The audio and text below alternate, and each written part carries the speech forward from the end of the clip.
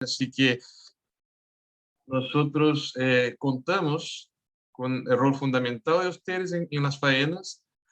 Sabemos y necesitamos que sean líderes de alguna manera en la prevención de los accidentes, ¿cierto? Y también, obviamente, tenemos todos como empresa, como gerente, jefe de obra, administrador de obra y supervisores, responsabilidad en lo que pase en las faenas. Así que yo espero que tengamos una muy buena jornada, que sea muy provechoso para todos nosotros y que de verdad podamos caminar juntos en la disminución, ¿cierto?, de los accidentes, trabajar de manera cada vez más preventiva, ¿ya?, para que evitemos accidentes graves y de alguna manera mejoremos también nuestros indicadores ahí a nivel regional, ¿ya? Así que muchas gracias a todos por la participación y les deseo la mejor de las jornadas. Muchas gracias. Gracias, presidente. Y para ir entrando ya en materia, también quiero dejar con usted a Alejandro Montesinos, quien es presidente de la Comisión de Higiene y Seguridad Laboral de la sede de Temuco de la Cámara de la Construcción. Gracias, Javier. Bueno, un saludo a todos los presentes, partiendo con el presidente. Gracias por acompañarnos, Gustavo, en esta jornada, que es importante para nosotros que tú estés presente y dar estas palabras, ¿no es cierto?, de aliento, y ya que vamos a enfrentar un año no tan fácil, porque vemos que en los últimos 5 meses las tasas de accidentes han ido aumentando. Entonces, reconociendo que todos los supervisores, las personas que están viéndonos acá, aprovecho de agradecerles el tiempo que tienen ustedes de dejar la faena, de acercarse a un computador y participar en esta importante jornada. Sabemos que se ha hecho un tremendo esfuerzo por enfrentar la pandemia con muchas actividades nuevas, preocupaciones, protocolos de entrada, trazabilidad, etcétera, que hemos enfrentado. Pero ahora tenemos que enfocarnos en forma importante, tal como decía Gustavo, presidente. Tenemos que enfrentarnos a esta situación y con mucha fuerza partir este año y realmente realizar un trabajo de liderazgo visible, un liderazgo que todos nos vean, que desde la gerencia hasta el último supervisor, el comité paritario, todos debemos realizar un liderazgo visible. Lo primero que tenemos que preocuparnos es por la seguridad, antes de la velocidad, antes de un ahorro, antes de todo. Lo primero que tenemos que anteponer, antes que nada, la seguridad del trabajador, el cuidado del trabajador. Tenemos que bajar estas tasas. Hemos pasado ya 2 años de pandemia. Nos ha golpeado en diferentes frentes. Hoy en día tenemos escasez de material, los contagios, los aforos, por nombrar algunos de estos. Traen como consecuencia atraso en plazos comprometidos, por lo tanto, un aumento en los costos de los presupuestos contratados. Como consecuencia, nos empezamos a preocupar más de la velocidad, y todos caemos en eso, pero tenemos que colocar el foco en la salud laboral.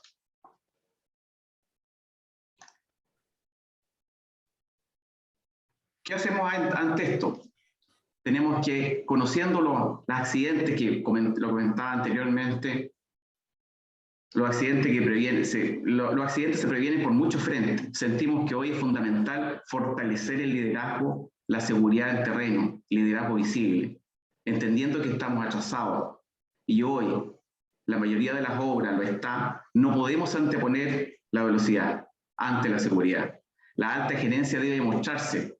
Los supervisores, los que están aquí, los que están presentes, los expertos, todos tenemos que mostrarnos para poder bajar estas tasas de accidentes. Hemos tenido a nivel nacional accidentes graves y fatales aumentados en forma importante estos últimos meses. Así que las acciones de liderazgo deben permear en todas las organizaciones presentes. Agradecer una vez más a los expositores, Marjorie y Cecilia, los integrantes de la Comisión de Seguridad, el brazo armado que tenemos en la comisión, que es la Mutual de Seguridad. Agradecer este puntapié inicial en combatir los accidentes y bajar las tasas de accidentes este año. Ojalá que este año podamos bajar nuestras tasas tanto a nivel de empresa, de ciudad, de región, y esperemos que en los próximos meses tengamos una buena noticia y podamos ver números más positivos. Muchas gracias.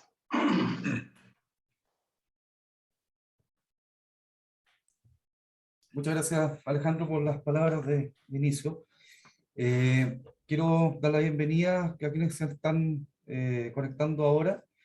Tenemos 108 conectados, así que tenemos una gran convocatoria en este webinar que demuestra la importancia que tiene el tema de la seguridad y salud en el trabajo. Como comentaba Alejandro Montesinos, presidente de la comisión, la instalación de la cultura de seguridad en las obras de construcción es una prioridad para la Cámara, y así se ha demostrado con el trabajo que está haciendo la comisión y todos los expertos en prevención que la conforman.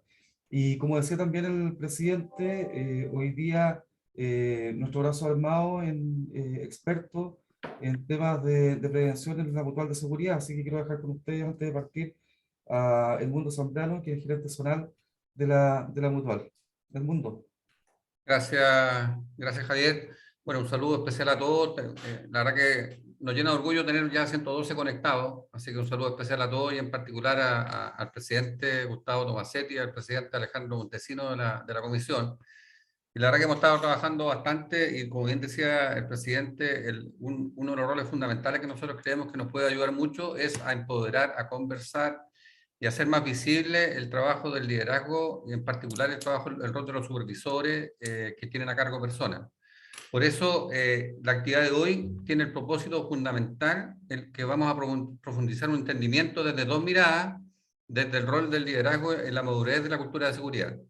Y yo en varias oportunidades he conversado ya que la Mutual tiene un modelo de cultura de seguridad que se basa principalmente en tres pilares, uno que han estado trabajando todas las empresas, la confiabilidad técnica, los sistemas de gestión y los factores humanos, ¿ya? Y claramente el liderazgo es parte fundamental del factor humano y organizacional que debemos trabajar, ¿ya? Entendiendo que la gestión de los equipos, integrado a la seguridad de las actividades técnicas y en conversaciones con los equipos, vamos a hacer cambiar parte de la cultura y a mover el estado de cultura de las organizaciones.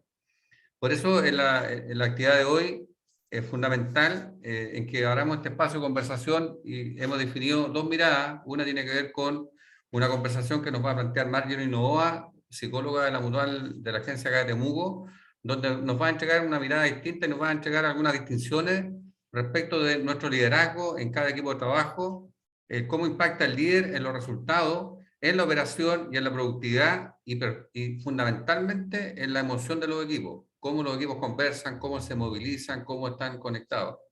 Y en segundo lugar, también es un tema muy relevante que para nosotros hoy día tiene alta preponderancia igual, que es la presentación que nos va a hacer Cecilia Castillo, que es abogada jefa de estudio de la Gerencia de Asuntos Legales Corporativas de Mutual, que nos va a exponer sobre la responsabilidad legal de los supervisores, ¿ya? La responsabilidad de los supervisores en los accidentes del trabajo. Creo que estos dos temas hay que de alguna forma unirlos, porque son parte de uno del cumplimiento legal y otro es cómo movilizamos a los equipos.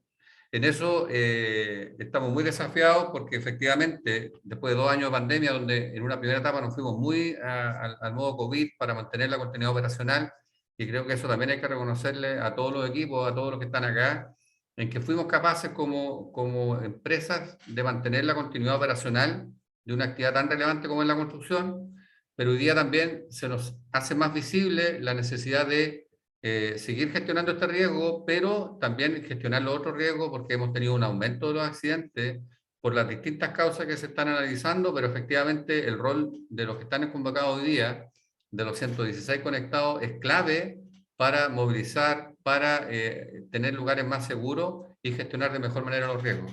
Así que de eso cuenten con nosotros estamos muy desafiados, nos gusta participar activamente en la comisión. Tenemos ya un plan definido para el año, donde el punto de partida era esta actividad, que creemos que va a ser clave para movilizar a los equipos de las obras, a los equipos de las empresas. Así que un abrazo a todos y cuenten con nosotros y se nos viene un año lleno de desafíos y donde vamos a estar participando en forma activa junto a la delegación y a la comisión de la Cámara. Muchas gracias. Gracias, Edmundo. Bueno, estamos justo en la programación, son las 9:51. Y es la hora justa que hay un proyectado partir con las presentaciones.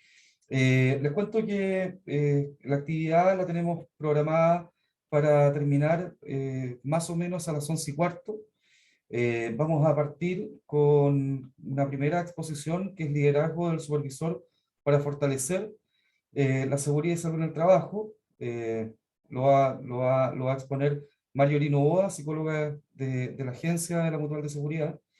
A las 10:15 vamos a tener una ronda de preguntas para la expositora, y luego a las 10:20 vamos a tener una exposición que se denomina responsabilidad legal de los supervisores por los accidentes del trabajo.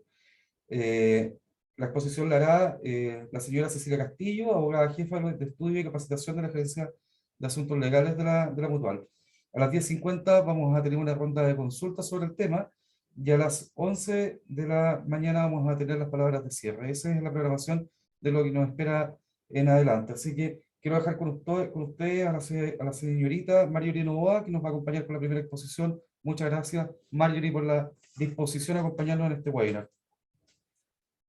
Sí, muchas gracias, Javier, a ti. Muchas gracias también a todos por esta bienvenida. Bienvenidos todos entonces, todos y todas, a esta conversación que vamos a tener hoy respecto al liderazgo. Y para comenzar a hablar de liderazgo, yo les quiero hacer una pregunta. Cuando ustedes piensan en liderazgo en seguridad, ¿en quién piensan? ¿Quién se les viene a la cabeza? ¿Sí? ¿Alguna jefatura actual? ¿Alguna jefatura previa que tuvieron? ¿Algún experto quizás en prevención de riesgo, cierto? ¿En quiénes piensan cuando hablamos de liderazgo en seguridad? Ahora bien, yo les hago la siguiente pregunta. ¿Qué pasaría si les hago esta misma pregunta entonces a sus equipos de trabajo? ¿Pensarían en ustedes como un referente, como un líder en seguridad? ¿Sí? ¿Son ustedes un líder o son ustedes un referente para sus equipos de trabajo? Entonces, cuando nosotros acá hablamos de liderazgo, no solamente vamos a pensar en aquello que tiene que ver, ¿cierto?, con ser capaces a veces de planificar, de diseñar, de implementar incluso, ¿cierto?, esta supervisión que tenemos del trabajo para garantizar que se alcancen los objetivos, por ejemplo, que tenemos en una hora, sino que también vamos a hablar de todas estas habilidades o de esta capacidad que yo tengo para poder atraer, movilizar e influir en las demás personas, ¿sí? A veces pensamos que es líder aquel que es un poco más extrovertido, ¿cierto?, aquel que tiene las habilidades para llegar a las otras personas, pero el liderazgo no se resume en una sola característica de personalidad, sino que el liderazgo tiene que ver con cómo yo logro influir en las demás personas para obtener, ¿cierto?, en este caso, un comportamiento que sea más seguro, ¿sí?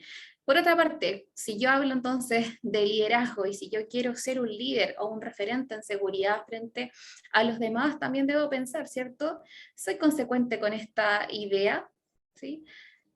Ser o parecer, ¿cierto? Ser y parecer es lo que entonces yo hago, ¿cierto? Actúo en concordancia, y eso es lo que vamos a hablar entonces. Hoy día vamos a ver en este caso, 7 aspectos principales, 7 principios del liderazgo. Estos principios de liderazgo que vamos a revisar hoy día, quiero contarles que son también aquellos principios que destaca el Instituto para la Cultura de Seguridad Industrial, ICSI, ¿cierto?, de Francia, con que nosotros realizamos también un trabajo colaborativo desde Mutual de Seguridad, y me gustaría entonces que a partir de esta conversación que vamos a tener de esta exposición, puedan ustedes ir pensando si quizás estos principios se relacionan con lo que ustedes hacen a diario, ¿cierto? Se relaciona con sus comportamientos, con cómo ustedes lideran en seguridad, o si también hay algunos aspectos que entonces acá vamos a poder encontrar y vamos a poder internalizar para potenciar nuestro trabajo siendo líderes y referentes en seguridad.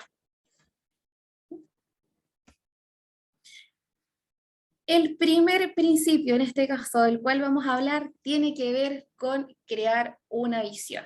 Esto tiene que ver con crear una visión, ¿cierto?, sobre seguridad y ser coherente, que esta visión de seguridad sea coherente con los valores que compartimos dentro de la organización y con los principios también que tenemos de gestión. ¿A dónde queremos llegar? ¿Sí? ¿Por qué? ¿En cuánto tiempo? ¿Por qué vale la pena esto? Entonces esas preguntas, responder esas preguntas o hacernos esas preguntas va a ayudar a que podamos establecer nuestra visión respecto a la seguridad. Si no tenemos una visión, un objetivo, un propósito, entonces ¿hacia dónde nos movilizamos? ¿sí? Lo mismo ocurre con compartir la visión, que lo vamos a ver a continuación, ¿sí? Entonces una visión significativa pudiese ser que yo establezca que en los próximos 3 años, por ejemplo, queremos llegar entonces a eliminar los accidentes graves y fatales, ¿ya? Es algo, ¿cierto?, que yo menciono y que yo decreto y que también voy construyendo a medida que va, ¿cierto?, pasando el tiempo. ¿Y cómo lo puedo lograr? Lo primero es sentirnos personalmente comprometidos y fidelizados con la seguridad. Si yo no estoy comprometido o comprometida con la seguridad, entonces difícilmente voy a poder transmitir esto a las demás personas y voy a poder liderar desde esta mirada, ¿sí? Va a ser muy importante acá entonces que nos podamos apropiar, por ejemplo, en primera instancia, de la política de la seguridad que tenemos dentro de nuestra organización, ¿sí? Y si esta política no está clara, entonces, ¿qué podemos hacer para que esto ocurra? Vamos a tener que imaginar entonces una situación deseada. ¿Qué es lo que yo quiero alcanzar? ¿Sí? ¿Qué es lo que vamos a querer alcanzar entonces como equipo de trabajo? Y para esto también puedo realizar algunas preguntas que me permitan diagnosticar en qué estado estoy, ¿sí? En qué nivel estoy. Por ejemplo, tenemos un sistema de gestión, ¿cierto?, que dé soporte a la seguridad. Conozco este sistema, están todos comprometidos con este sistema de gestión, por ejemplo. Sé cuándo sancionar, sé cuándo felicitar, sé de qué forma hacerlo y en qué minuto. Frente a una emergencia, por ejemplo, sé cómo voy a actuar. Todas estas preguntas nos van a ir ayudando entonces a que podamos hacer un diagnóstico de nuestra propia cultura de seguridad, ¿sí? Tenemos también como algo súper importante que todos estos objetivos que nosotros vamos a disponer como líderes sean también objetivos que sean realistas, que sean acotados y que podamos ir construyéndolos de manera colectiva. No siempre el liderazgo tiene que ver con nosotros imponer una idea, ¿sí?, o imponer una visión. Esta visión también puede ser construida desde abajo hacia arriba, considerando, ¿cierto?, la opinión de los trabajadores, considerando sus propias experiencias, cómo ellos ven la seguridad, cómo ellos también quieren construir y sumarse, ¿cierto?, a esta cultura de seguridad. Entonces, desde ese punto de vista, algo importante para ustedes como líderes va a ser entonces la comunicación que van a establecer, ¿cierto?, con sus equipos de trabajo. Y de esta forma, entonces, pasamos al siguiente principio en cuanto al liderazgo, que tiene que ver con compartir esta visión, ¿sí?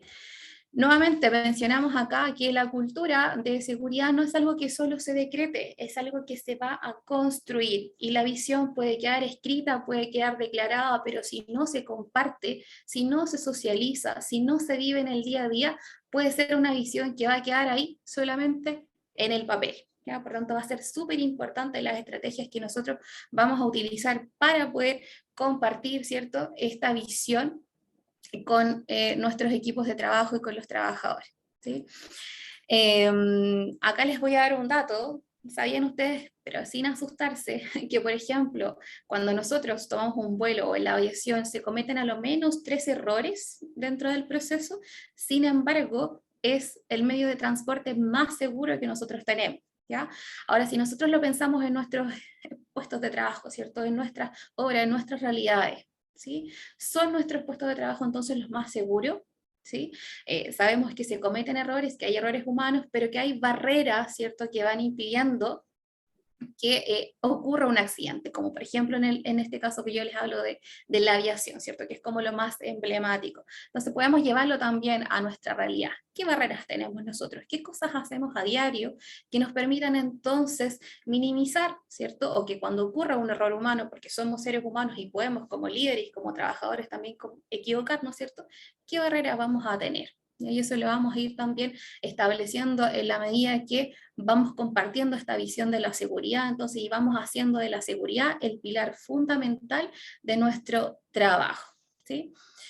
Ahora, importante es cómo comunicamos y cómo llegamos también a los equipos de trabajo con esta visión compartida, ¿sí? Es importante acá que ustedes conozcan a sus equipos. ¿De qué manera aprenden mejor? Con actividades prácticas, lúdicas, algún video, ¿cierto? ¿Cómo les llega de mejor forma? Si vamos a establecer, por ejemplo, un procedimiento frente a un riesgo crítico y vamos a entregar muchos papeles escritos probablemente, va a ser un método más eficiente utilizar imágenes, utilizar alguna actividad práctica, comprender, ¿cierto?, si las instrucciones o no por parte de los trabajadores fueron comprendidas de la forma en la que nosotros queremos. Entonces ahí las habilidades que también vamos a tener al momento de comunicarnos con nuestros equipos van a ser tremendamente importantes en la forma en la que nosotros vamos a transmitir esta cultura de seguridad.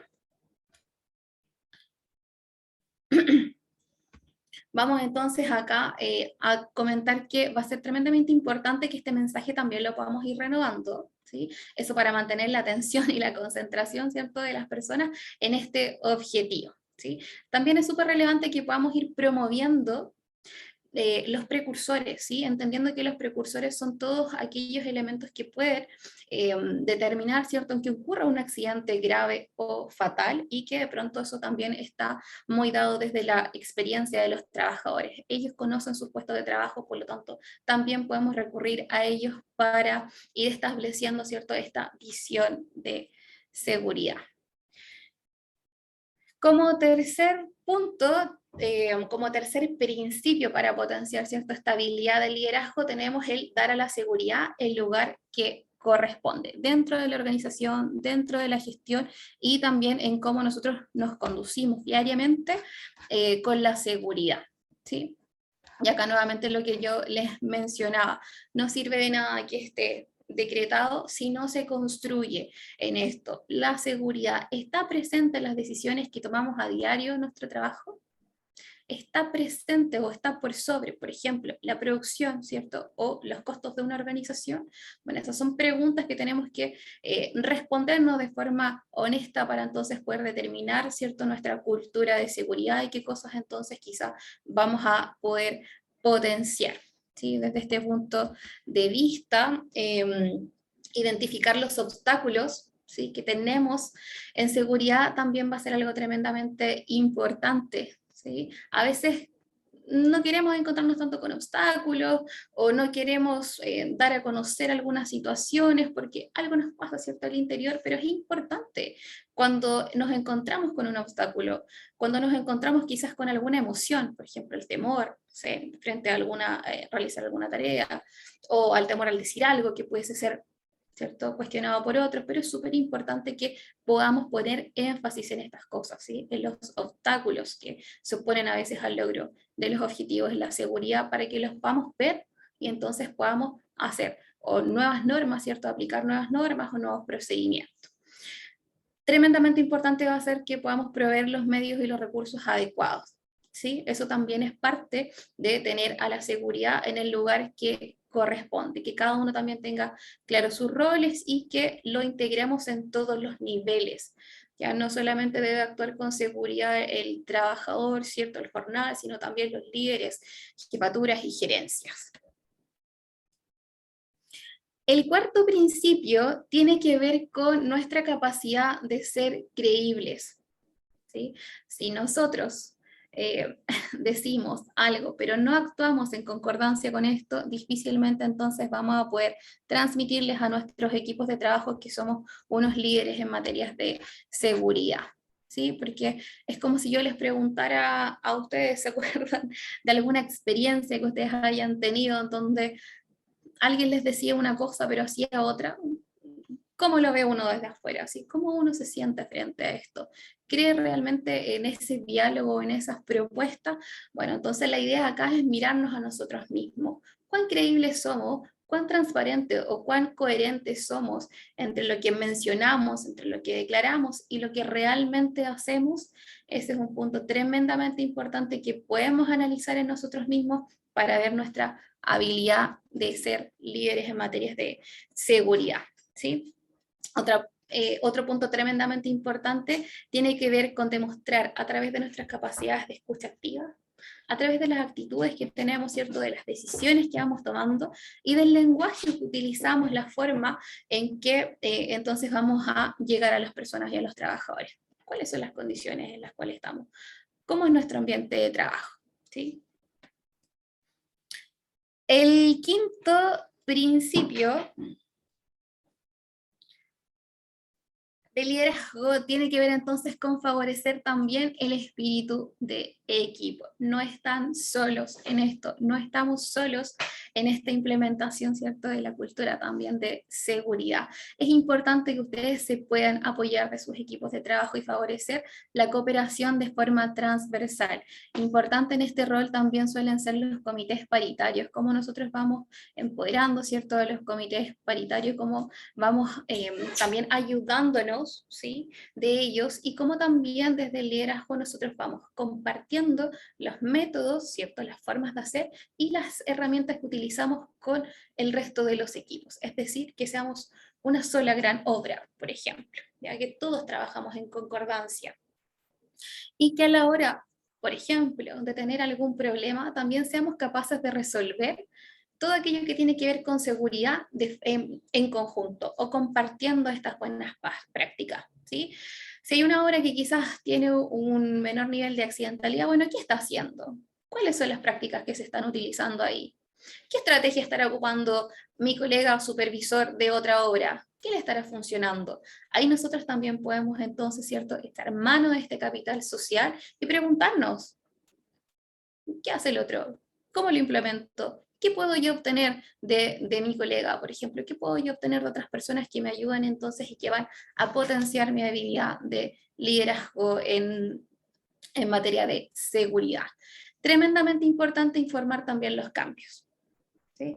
Informar de manera constante y comprometer a los equipos de trabajo en una meta en común. A veces damos por asumidas ciertas cosas, pero lo importante es que eso no ocurra y que transmitamos un mensaje claro, ¿sí? Y que logremos también que esta vigilancia en términos de seguridad sea compartida y no solo sea parte de mi rol como líder, sino que logre entonces influir en las demás personas.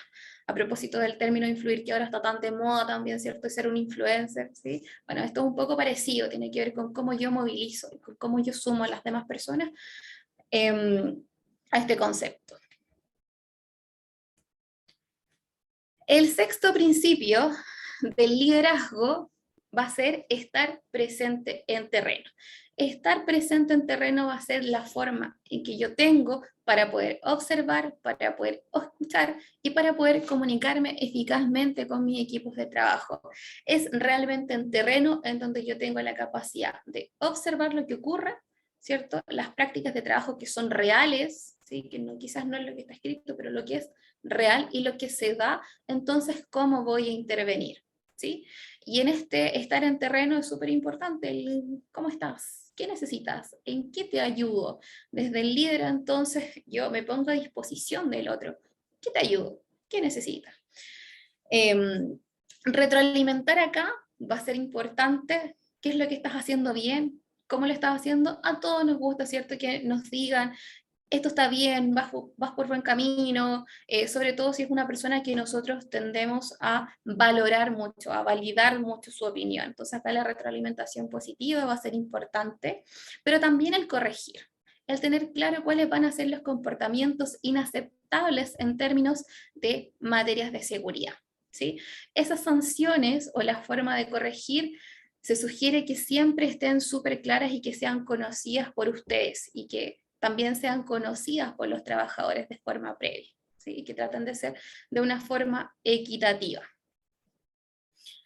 En términos de el estar en terreno, el estar con las personas, el estar ahí en la práctica también tiene que ver con que frente a accidentes o situaciones críticas, el líder pueda establecer un vínculo con las personas, una conversación, ¿sí?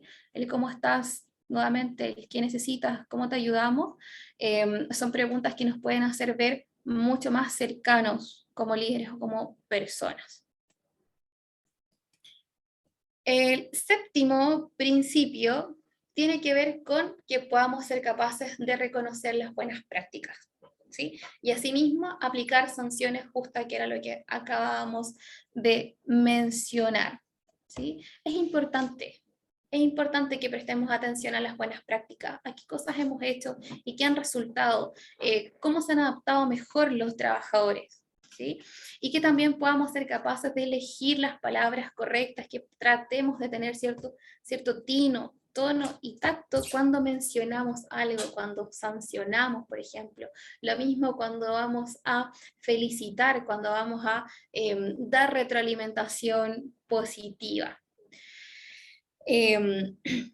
Tener tino, tono y tacto puede ser fácil de mencionarlo, puede ser fácil de decirlo, pero puede ser complejo también en la práctica. Entonces, si uno siente que estas habilidades necesita potenciarlas, bueno, también hay otras herramientas, uno puede seguir aprendiendo y también puede potenciar su habilidad de comunicarse asertivamente para llegar a las personas, ¿sí?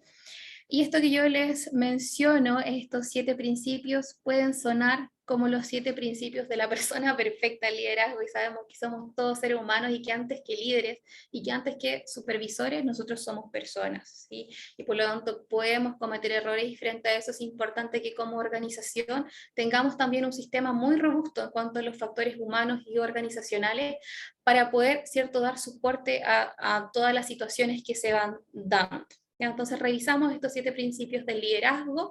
El primero dijimos que era la creación, ¿cierto?, de esta visión en seguridad, qué es lo que queremos lograr, que esto sea claro, que se decrete y que además se construya. ¿Y cómo lo vamos a compartir? En este compartir la visión, ¿sí? Socializando esta visión y dándole la seguridad, ¿cierto?, el lugar que corresponde dentro del trabajo que realizamos. A veces pensamos, ¿cierto?, en nuestras familias, en llegar sanos para ver a nuestra familia, pero pensamos también en llegar sanos o en terminar el día bien y sin accidentes por nosotros mismos. Tenemos nosotros el valor como personas suficiente para cuidarnos y para poner entonces a la seguridad en primer lugar. No solamente tiene que ver con los otros o con nuestra familia, sino conmigo, con lo que me pasa a mí, con cómo yo me siento y lo que yo quiero también lograr, que es estar bien, ¿cierto? Entonces favorecer el bienestar de las personas también puede ser parte importante del rol que ustedes tengan como líderes. Ser creíble, dijimos que era el cuarto, actuar en concordancia con lo que decimos. Favorecer entonces el espíritu del trabajo en equipo. No están solos en esta misión, esto es algo que se construye entre todos. Estar presente en terreno les va a ayudar tremendamente siempre en la comunicación, en el estar ahí observando las prácticas reales, y por último entonces que seamos capaces también de reconocer estas buenas prácticas, ¿sí? Que podamos entregar esta retroalimentación positiva. Entonces, dicho todo esto, les invito nuevamente a que podamos pensar, a que quizás después también se den un tiempo de reflexión. ¿Cómo soy entonces yo como líder? ¿Soy un líder? ¿Soy un referente en materia de seguridad para mis equipos de trabajo? Yo los dejo ahí con esa inquietud y los escucho también si es que tienen dudas, consultas, algún comentario que podamos compartir. Muchas gracias, Marjorie. Tenemos 143 conectados. Vamos a dar un espacio para consulta a través de la modalidad de levantar la manito o a través del chat. No sé si existe alguna observación, algún comentario sobre el tema o alguna consulta directamente sobre la exposición.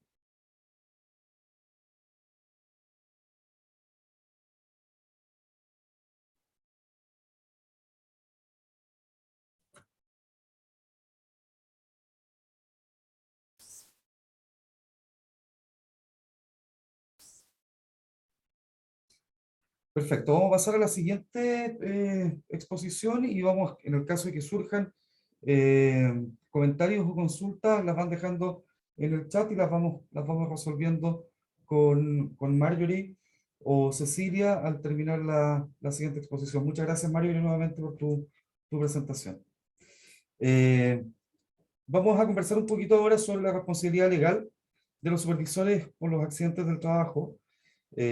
Como comenté anteriormente, la exposición está a cargo de la señora Cecilia Castillo, abogada jefa de estudios y capacitación de la Gerencia de Asuntos Legales de la Mutual. Sin duda, este es un tema súper importante, por lo que les pido de nuevo que en el caso de tener consultas vayan de inmediato poniéndolas en el chat, así al terminar la exposición de Cecilia las vamos resolviendo de manera rápida e inmediata. Así que, Cecilia, muchas gracias por tu tiempo, por tu disposición y te dejo la palabra. Muchas gracias, Javier. Muy buenas tardes a todos los presentes, a todas las presentes. Y el tema que acaba de exponer Marjorie en cuanto al liderazgo en el contexto de esta cultura de seguridad es tremendamente importante y lo vinculamos fundamentalmente con lo que vamos a señalar ahora.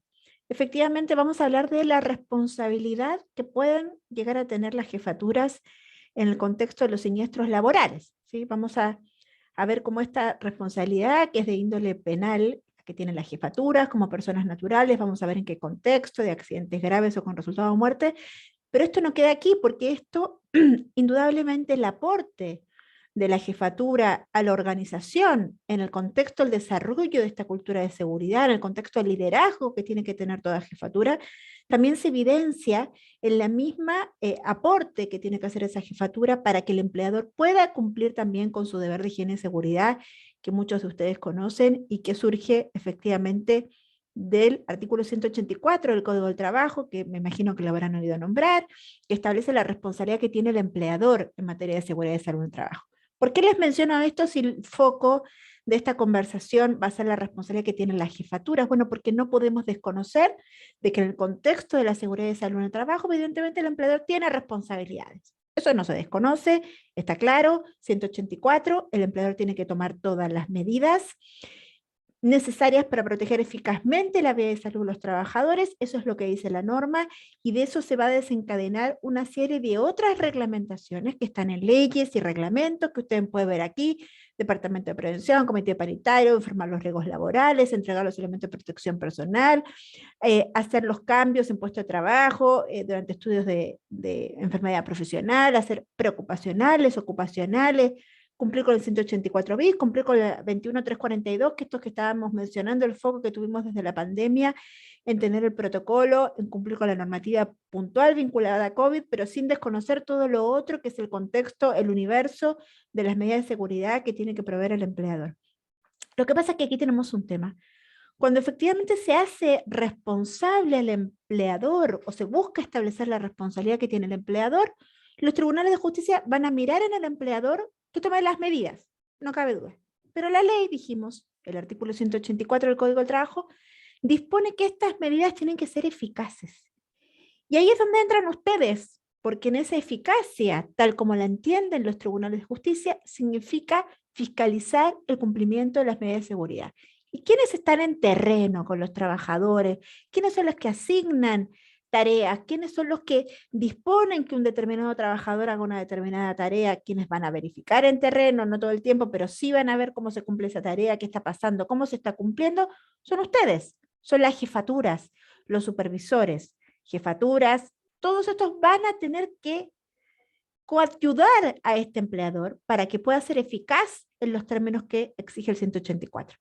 Por supuesto que van a tener el insumo técnico que surja del Departamento de Prevención, pero no hay un experto de prevención al lado de cada grupo de trabajadores, son las jefaturas las que van a indicar las tareas y que van a ver que esas tareas se cumplan justamente con observancia a la seguridad y salud en el trabajo, a toda esta normativa que existe en materia de seguridad y salud en el trabajo, que es extensa, que estaban esas normas que ustedes vieron y que se las recuerdo, que son las generales, las básicas, las transversales, pero que no son las únicas porque se va a sumar la normativa específica, por ejemplo, que existe para la construcción, y también se va a sumar como lo que tiene que cumplir el empleador y las jefaturas tienen que verificar que se cumpla los protocolos internos que cada empleador se dio, procedimiento de trabajo, protocolo de seguridad.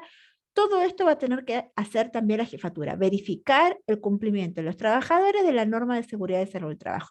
¿Por qué tiene que hacer esto la jefatura? Y yo como jefe podría decir, no, pero esta no es mi pega, esta es pega del experto. No, el experto va a dar los implementos técnicos, el conocimiento técnico. Si como jefe tengo duda, tendré que levantar la mano para que mi jefatura me explique algo que no entendí, para que el Departamento de Prevención de Riesgo de la empresa me dé ese elemento técnico que me faltó.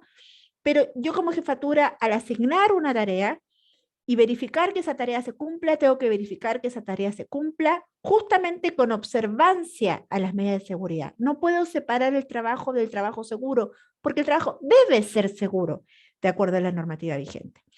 Y entonces, esta actividad que deben efectuar las jefaturas, de verificar el cumplimiento normativo en cuanto a temas de seguridad en las acciones diarias que realizan los trabajadores, está vinculada al cumplimiento que tiene que dar el empleador del 184, pero también a las eventuales responsabilidades penales a las que se puede exponer una jefatura frente a un accidente grave o con resultado de muerte, justamente cuando se le imputa a esa jefatura haber cumplido un reglamento de seguridad y salud en el trabajo, que es lo que trata la responsabilidad penal en el contexto de los siniestros laborales, en la responsabilidad penal que afecta a las jefaturas. ¿De dónde surge esta responsabilidad penal que va a poder afectar a las jefaturas cuando ocurren accidentes graves o con resultado de muerte? Siempre que existe evidentemente incumplimiento del reglamento de seguridad laboral, surge el artículo 492 del Código Penal. Esta norma, el 492, dice que las penas del 490, que es reclusión o relegación menor en grado mínimo medio, se van a aplicar también cuando una jefatura, un supervisor al interior de la organización incumple los reglamentos de seguridad por acción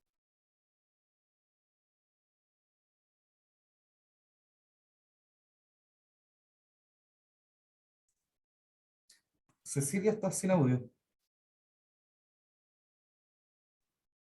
Ahí Entonces sí. dijimos que esta responsabilidad penal surge del 492, que establece que cuando una jefatura, un supervisor incumple una medida de seguridad por acción o omisión, porque hace algo distinto de lo que dice esa norma de seguridad al interior de la empresa, o porque deja de hacer algo que debía hacer, y producto de esto ocurre un hecho, que si hubiera mediado intención de daño o dolo, sabemos que aquí habría culpa, no dolo, y esto se transformara en un homicidio, o sea, la muerte del trabajador o una lesión grave, entonces sí se van a aplicar estas penas privativas de libertad del 490, aun cuando no exista dolo y solo exista culpa, la culpa por haber incumplido esa medida de seguridad. Pero veamos cómo funciona esto. Aquí, cuando hay un accidente grave o con resultado de muerte en un lugar de trabajo, a ese lugar de trabajo no solamente va a llegar la Seremi, la inspección, la mutual, sino que el fiscal del Ministerio Público. Esto está tomado en una nota de prensa, dice que llega el fiscal porque hubo un derrumbe que dejó 2 trabajadores fallecidos. El fiscal llega y dice, esto podría ser considerado un cuasi delito de homicidio. Él está asumiendo que no hubo intención de matar a los trabajadores. No hubo dolo, por eso habla de cuasi delito y no de delito. Él asume que aquí hubo culpa. ¿Qué significa culpa? Imprudencia, negligencia, impericia, torpeza en relación con el cumplimiento de la normativa de seguridad y salud en el trabajo. Por eso el fiscal dice, voy a tomar declaraciones, voy a verificar si existen o no infracciones en cuanto al no cumplimiento de medidas de seguridad. ¿Dónde pone foco el fiscal? Hubo incumplimiento de medidas de seguridad, evidentemente por culpa, imprudencia, negligencia, impericia, torpeza, por acción o omisión. ¿Quién era la persona que tenía que verificar que ese reglamento de seguridad se cumpliera y no se cumplió? Entonces el fiscal puede este listado que está aquí, que lo que quiere representar es que esta responsabilidad penal puede afectar a todas las jefaturas, desde un integrante de directorio hasta una jefatura directa, un supervisor, un capataz. Pongamos ejemplos. Alguien, por ejemplo, que toma la decisión de dejar de comprar un determinado implemento de seguridad porque hay un tema presupuestario y deciden en vez de comprar el A, comprar el B, pero no se pidió verificar que ese elemento B protegiera al trabajador como lo hacía el A, viene un accidente grave con resultado de muerte y el trabajador utilizando el elemento B lo sufre y eso no habría ocurrido con el elemento A. Bueno, quien tomó esa decisión en esos términos, sin verificar que este funcionara como lo hacía el anterior, podría tener responsabilidad penal. Una jefatura que toma la decisión de omitir una medida de seguridad, porque está aproblemada por el cumplimiento de temas de índole comercial, fechas, cumplimiento de metas, de hitos, etc. ¿Sí? Entonces tiene que acelerar el trabajo y para acelerar el trabajo decide omitir esas medidas de seguridad que lenteza el trabajo. Y justamente omite esa medida de seguridad y hay un accidente grave con resultado de muerte vinculado a esa medida de seguridad que no se cumplió. ¿Quién va a tener responsabilidad penal? Va a tener esa persona que tomó esa decisión. Sí, pero justo además de la responsabilidad que va a tener el empleado, pero la va a tener también esa persona, esta responsabilidad penal. Un jefe directo que permite que los trabajadores incumplan la normativa de seguridad y salud en el trabajo, no hace nada, mira para el costado. Un jefe directo que permite que los trabajadores no utilicen, por ejemplo, los elementos de protección personal y no hace nada, mira para el costado. Un jefe directo que no le advierte a los trabajadores los riesgos asociados a la actividad que le ordenó ejecutar, no le dice cómo mitigar ese riesgo con el uso correcto de PP. Cuando decía, mira para el costado, no hace lo que tenía que hacer. ¿Qué tenía que hacer esa jefatura? Si ve que el trabajador no cumple, bueno, primero decir cumpla, y si el trabajador persiste en el incumplimiento, bueno, sancionar y reinstruir. Sancionar y reinstruir, y vemos como eso está íntimamente vinculado con estos principios que nos relataba recién Marjorie respecto de reconocer las buenas prácticas, pero también aplicar las sanciones justas cuando corresponden, por supuesto, de acuerdo al reglamento interno que tenga la empresa. ¿Sí? Entonces, es importante saber a qué nos exponemos si no cumplimos como jefatura las medidas de seguridad, si no hacemos que los trabajadores que están a nuestro cargo cumplan esas medidas de seguridad y ocurre un accidente grave o con resultado de muerte, que efectivamente van a existir estas consecuencias. Va a existir un proceso penal y esto puede terminar en un juicio oral, donde un tribunal oral penal va a aplicar esas penas restrictivas de libertad. ¿Qué podría ocurrir en el medio? En el medio podría ocurrir ciertas salidas alternativas cuando efectivamente fiscal, imputado y víctima le propongan al juez de garantía el pago de una indemnización. Esta indemnización no es de cargo del empleador, sino de cargo de esa jefatura que fue imputada de responsabilidad penal, pero además la víctima no siempre va a aceptar esto. Recuerden que lo más probable es que la víctima esté demandando al empleador. Y entonces aquí en sede penal no quiere otra indemnización, lo que va a querer es ver en la cárcel a quien entiende le causó el daño a sí mismo o a su familiar muerto. Por lo que no necesariamente operan estas indemnizaciones. Por ejemplo, aquí esta persona, este trabajador, no aceptó la indemnización. Él quería llegar hasta la última instancia en materia penal, o sea, quería una pena aflictiva de libertad. En este otro caso, que es un caso del sur, muere un trabajador de la contratista. Formalizaron al jefe directo de ese trabajador, al jefe en terreno de la contratista, al gerente de la empresa principal. ¿Por qué pasó esto? ¿Qué fue lo que ocurrió vinculado con este fallecimiento? Aquí había un procedimiento de trabajo y ese procedimiento de trabajo no se cumplió. Y producto de esto el fiscal dice, bueno, al no cumplirse el procedimiento de trabajo, estas personas que debieron hacer cumplir ese procedimiento de trabajo tienen responsabilidad penal. Aquí estas personas llegaron a un acuerdo con la familia del trabajador fallecido, pagaron entre los 320 millones de pesos y con esto evitaron la pena privativa de libertad. Pero esa fue la responsabilidad penal que asumieron por incumplir un reglamento, un procedimiento de trabajo. Aquí tenemos un trabajador gravemente accidentado de contratista que pierde el brazo derecho y formalizan por responsabilidad penal, él era de la contratista, formalizan un coordinador mecánico de la empresa principal, un ingeniero y 2 operadores de la empresa contratista. ¿Por qué el coordinador mecánico de la empresa principal? Porque el fiscal dijo, efectuó una acción temeraria, sin el mínimo de cuidado, con grave desatención, porque ordenaba efectuar el trabajo sin cerciorarse que la víctima hubiera recibido la información porque había problemas, deficiencias en la frecuencia radial. No se estaban escuchando. Y todo esto hacía que el procedimiento de trabajo decía que tenían que detener la operación y no la detuvieron.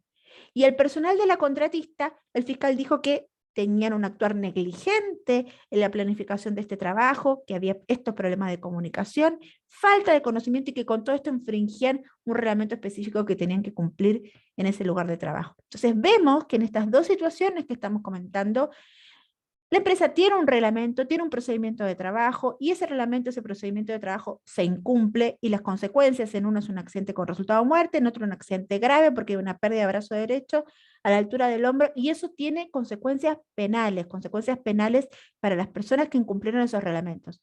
Aquí tenemos una empresa que contrata a otra, trabajo, mantenimiento de cableado eléctrico, el trabajador de la contratista muere electrocutado, formalizaron al dueño de la empresa, pero también al jefe directo. ¿Por qué? Porque él no le dio ninguna información clara sobre las medidas de seguridad que tenía que aplicar para este trabajo. No le explicó el uso de los EPP en este contexto y por eso condenaron a ese jefe directo a 700 días de reclusión nocturna, justamente por estas falencias en su actuar como jefatura. Vamos avanzando, vemos un supervisor condenado a 360 días de reclusión, con su calidad de autor ejecutor de cuasi delito de homicidio. ¿Por qué? Porque actuó imprudentemente a juicio del tribunal. La víctima, el trabajador que muere, no estaba instruido, no le advirtieron respecto de los riesgos laborales, no tenía los EPP, no contaba con la capacitación suficiente. El supervisor debía advertir todo esto, debía ver que no era la persona idónea, debía haberle indicado cuáles eran los riesgos, cómo tenía que mitigarlo, le entregó los EPP, verificó que los tenía, los sabía usar. ¿Todo esto ocurrió o no ocurrió? Tenemos respaldo de todo aquello.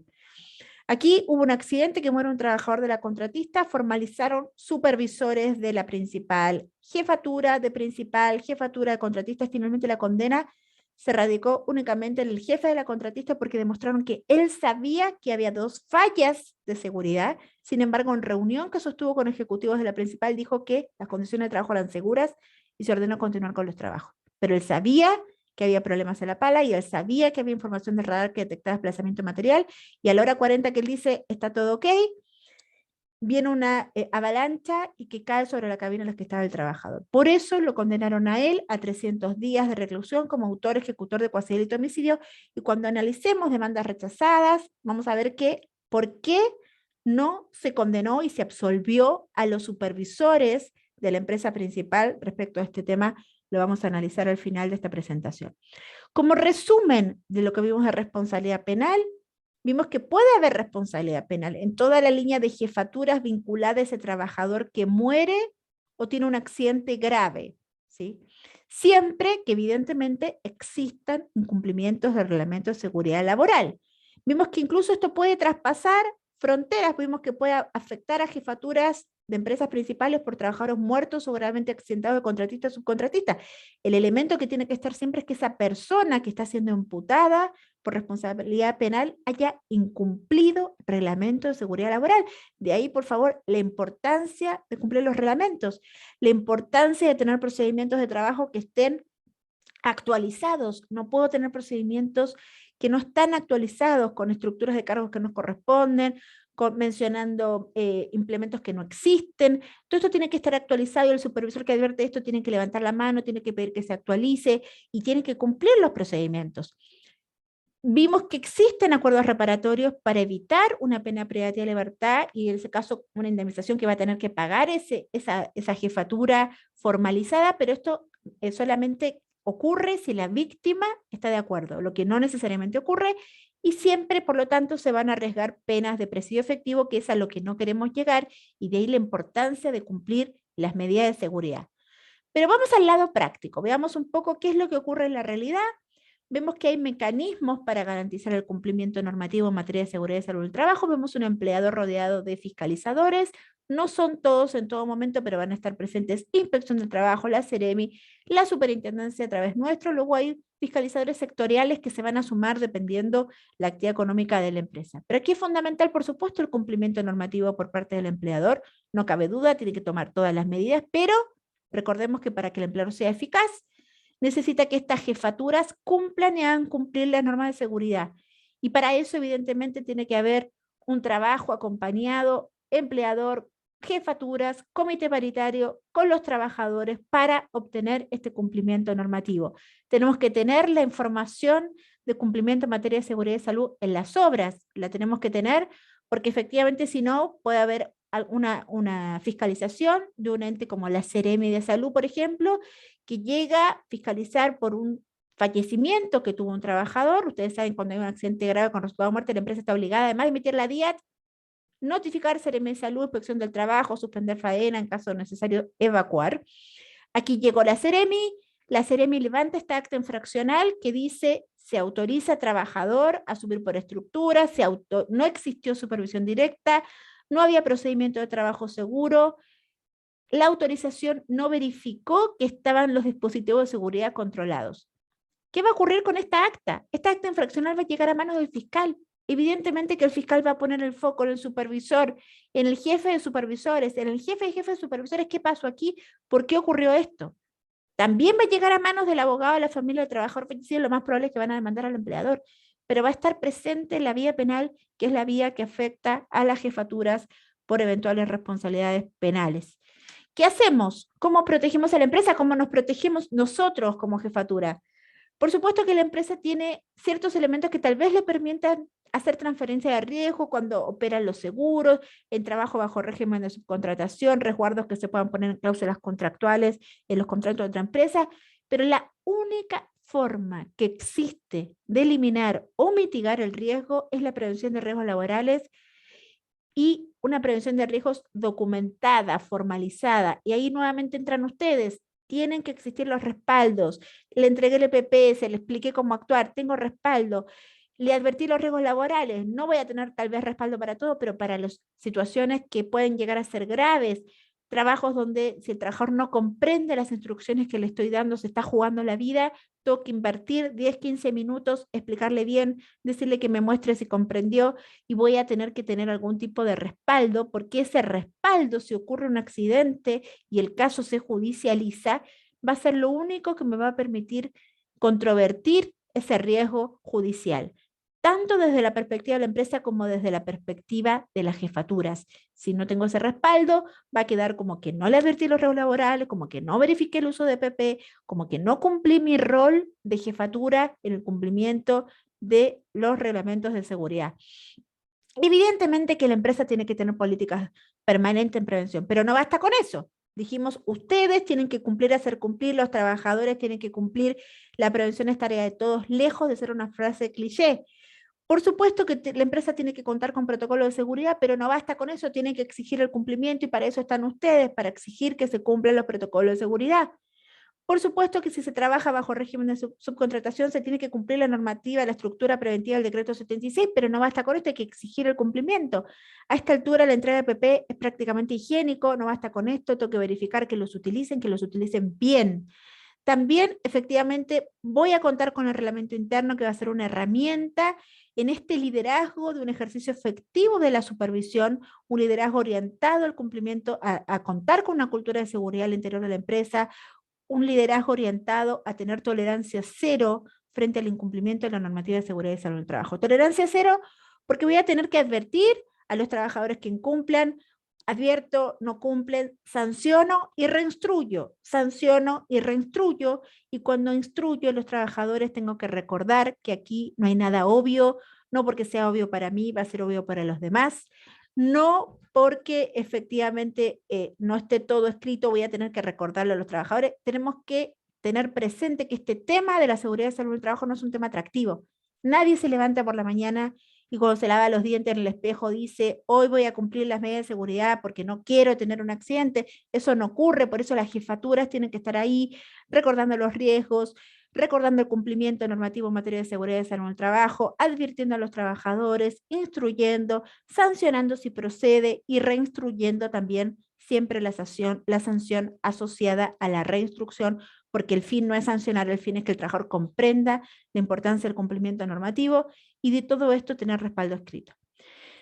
¿Por qué tener respaldo escrito? Dijimos, porque si hay una acción judicial necesitamos ese respaldo escrito, esa documentación, tanto de la perspectiva de la empresa para poder obtener rechazo de demanda, como desde la perspectiva de la jefatura para convencer al Ministerio Público de no perseverar o poder acreditar ante el Tribunal Oral Penal de que como jefatura cumplí con mis obligaciones en materia de seguridad y salud del trabajo. Vamos a analizar una demanda rechazada, esto es desde la perspectiva del empleador. Aquí vemos que hay una jefatura que tenía que atarse de determinada forma para ser subida a una grúa y ser transportada de un piso a otro. La jefatura hace un amarre deficiente, el amarre se desarma, cae, se lesiona, demanda empleador directo, empresa principal, le rechazan la demanda porque se logró demostrar que él era una persona debidamente capacitada, que le habían explicado cómo tenía que atarse, que había hecho esa capacitación, que había un procedimiento que decía se pasa la soga dentro del tubo para el amarre con sujeción a la base, que eso existía, que él estaba en conocimiento y él no lo cumplió. Y por eso se define que aquí el empleador no tuvo culpa, ¿sí? Porque el empleador demostró que cumplió el 184, que tomó todas las medidas y que era eficaz, que tenía fiscalización y control del cumplimiento de la medida, que fue esta persona con capacitación idónea la que incumplió la medida. Y desde la perspectiva penal, vemos que se absuelven, por ejemplo, a supervisores en este accidente que involucró la vida de uno de los trabajadores y por el cual condenaron al jefe en terreno a la contratista a 300 días de reclusión, absolvieron a supervisores de la empresa principal en este accidente porque el Tribunal Oral Penal determinó que no hubo incumplimiento de reglamento de seguridad laboral atribuible a esos supervisores, que esos supervisores cumplieron con los reglamentos de seguridad que le cabían dentro de su rol como empleadores, como supervisores. Entonces, como no había factores gatillantes vinculados a incumplimientos de los supervisores, no fueron inculpados y por el contrario, el tribunal los absolvió. De ahí la importancia de cumplir los reglamentos de seguridad, la importancia de exigir a los trabajadores que tengo a mi cargo también el cumplimiento de los reglamentos de seguridad. Finalmente, contexto general de la accidentabilidad, vemos el camino recorrido, todavía nos queda, podemos hacer mucho más. Ustedes también en este contexto especial de este retorno al trabajo después de la pandemia, tenemos que, sin perder el foco en los protocolos de seguridad que tienen que seguir cumpliéndose respecto a los temas COVID, no tenemos que desconocer ni olvidarnos de todos los otros focos que tenemos en materia de seguridad, dependiendo del trabajo que ustedes realizan.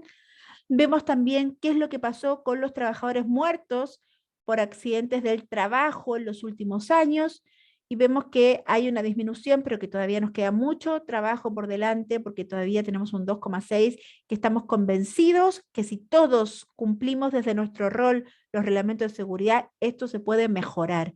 Y a eso tenemos que apuntar, al cumplimiento normativo. Vemos quiénes murieron durante el 2020, un año especial, igual, porque fue el primer año de pandemia, por accidentes del trabajo. Vimos que fueron fundamentalmente hombres en edad absolutamente jóvenes, hombres que eran padres, que eran esposos, que eran parte de una familia, que eran hijos, y efectivamente eso es algo que podemos evitar. Vemos las empresas en las que murieron los trabajadores el último año, vemos que está preponderantemente minería, transporte y comunicaciones, agricultura y pesca, construcción también está presente, tenemos que trabajar, el cumplimiento normativo es sumamente importante, y vemos qué estaban haciendo los trabajadores que murieron por accidentes del trabajo durante el 2020. Vemos que son caídas de altura, golpeados por, aplastado por, atrapado por, explosión, los ítems que se repitieron más veces. Y finalmente, esta última lámina que nos permite ver el desarrollo de la mortalidad durante los últimos años, en verde por accidente del trabajo, en azul por accidente de trayecto, nos permite ver que esta gran baja que hubo a fines del 2010, principio del 2011, es contundente y nos llama la atención, y quienes estudian estas estadísticas vinculan esa gran baja a cuando ocurrió a un tema, digamos, de actitud de las personas que están al interior de la organización laboral. Por supuesto que el empleador tiene que cumplir, pero luego depende de la conducta de jefaturas, la conducta de trabajadores, jefaturas de cumplir, hacer cumplir, trabajadores de cumplir la normativa. En un tema que dijimos no es atractivo, esto no me importa mucho, pienso que no me toca, los trabajadores que lata, tengo que cumplir esto, las jefaturas también que lata, tengo que ocuparme de esto también, etcétera. Y este tema que no nos resulta atractivo, en ese momento histórico, de alguna u otra forma cambió cuando fue el tema de los 33. La gente llegaba a sus casas, ponían las noticias, abría un diario, escuchaba la radio, estaba el tema permanentemente una y otra vez durante 30, 40 días, y algo de esto permeó en que efectivamente nos comportamos al día siguiente con mayor cumplimiento normativo, cada uno desde nuestro rol, cada uno desde nuestro puesto de trabajo, y esto se tradujo en esta consistente baja de trabajadores muertos justamente a cortar de ese periodo. Ese es el llamado que hace Mutual con esta capacitación. Entendemos que ustedes como jefatura tienen que saber a lo que se exponen, si efectivamente incumplen normativa de seguridad y salud en el trabajo, pero fundamentalmente con lo que tenemos que quedarnos es que tengo que saber que si cumplo con la normativa de seguridad y salud en el trabajo y ocurre un lamentable accidente grave con resultado de muerte, como jefe no voy a tener responsabilidad penal si es que efectivamente cumplí con lo que me compete en materia de seguridad y salud en el trabajo. Entonces, atrás de ver el tema de la seguridad y salud del trabajo como algo que tal vez no me interesa tanto, que no está el foco, que tal vez mi foco es la pega, no puedo desconocer que esto es parte de la pega. No lo puedo apartar. Y además, más allá de que esté en un reglamento, en una ley, la orden que me da el jefe, lo que está detrás acá es evitar un trabajador muerto, un trabajador accidentado, con todas estas consecuencias absolutamente desagradables, por supuesto, para todos, y que pueden ser evitables si cumplimos la normativa, si cumplimos los procedimientos internos y si verificamos que los trabajadores que tenemos a nuestro cargo, a su vez, los cumplan. Y esto es absolutamente relevante para las jefaturas.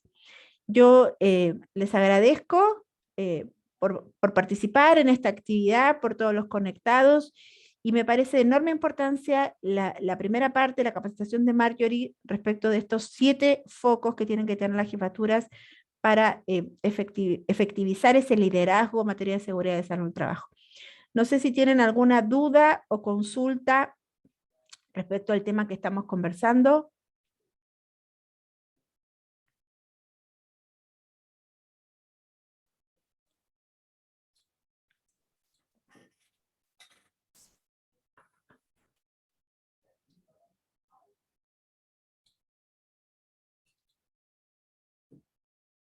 Pueden levantar la mano. Muchas gracias, Cecilia. Hay una mano levantada de José Toro.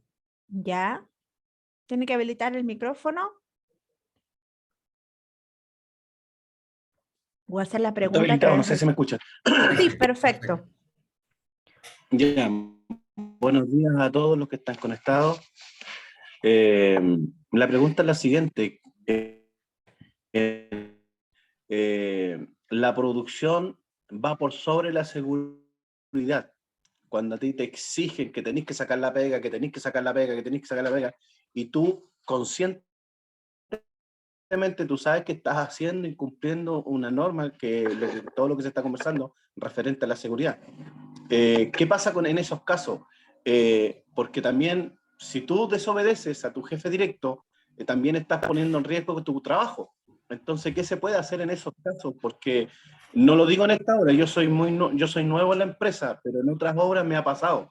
Me ha pasado en otras obras y empresas grandes donde me han pedido sacar trabajo y que sobrepasan la seguridad.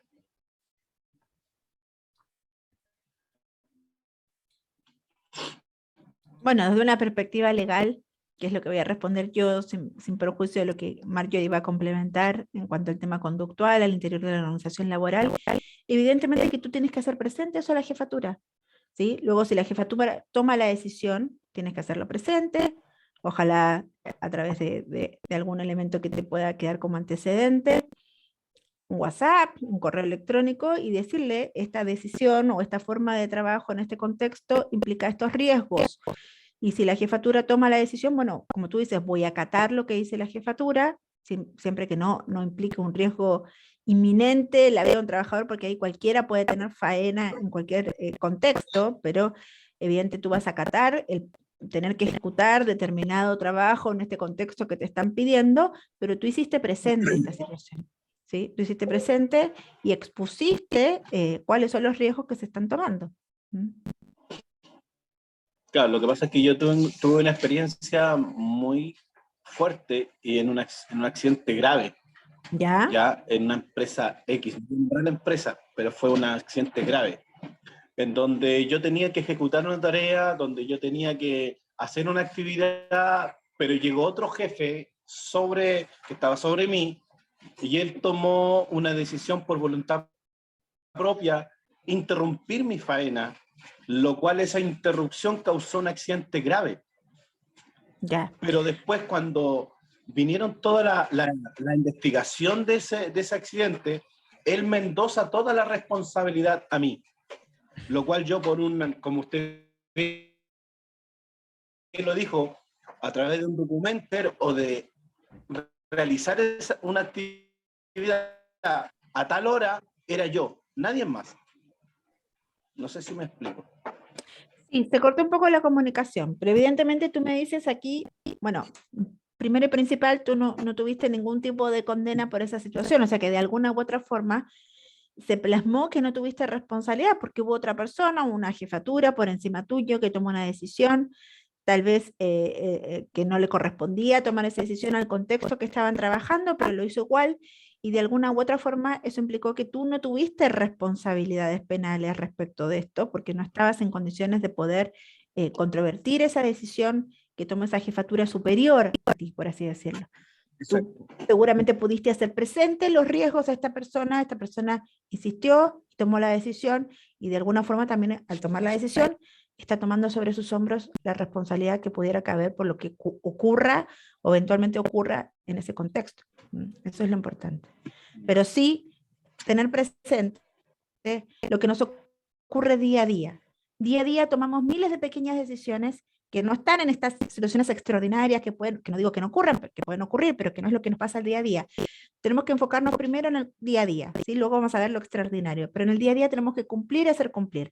Me asignan una tarea, le doy la tarea a un trabajador, ver que el trabajador tenga las competencias, ver que el trabajador cumpla con la normativa, explicarle al trabajador por qué es importante cumplir con la normativa. Porque evidentemente que puede ocurrir un accidente que él va a verse afectado en forma directa, ¿sí? Independientemente de lo que afecta a la empresa, independientemente de lo que te pueda afectar a ti, el primer afectado es el trabajador. Y tengo que transmitir ese sentido de urgencia en cuanto al cumplimiento de la normativa en materia de seguridad y salud en el trabajo. Y a eso me tengo que enfocar. Ok, Sí, me complementando. me quedó claro. Que bueno, José, complementando a lo que nos menciona Cecilia, nosotros desde Mutual de Seguridad hemos establecido, ¿cierto? Y hemos decretado también que la cultura de seguridad va a ser aquello que nosotros vamos a trabajar con las distintas organizaciones, con nuestros adherentes, ¿cierto?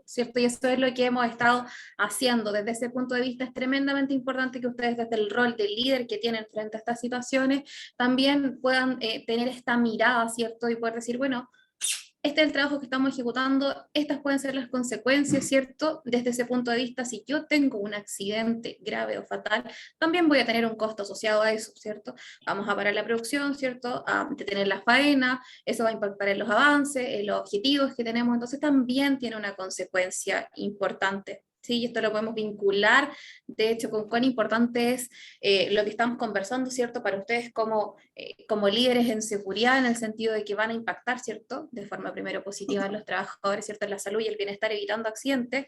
Y lo segundo, entonces, que van a dar cumplimiento a todas estas normativas. Entonces, ahí el rol del líder también tiene que ver con esto puede ocurrir, esto puede pasar, y la invitación que nosotros hacemos es que nos movamos, ¿cierto? Más allá del ámbito de la productividad en cuanto a cultura de seguridad. Perfecto, gracias, Marjorie. Perfecto. Tengo una consulta a Juan Carlos también.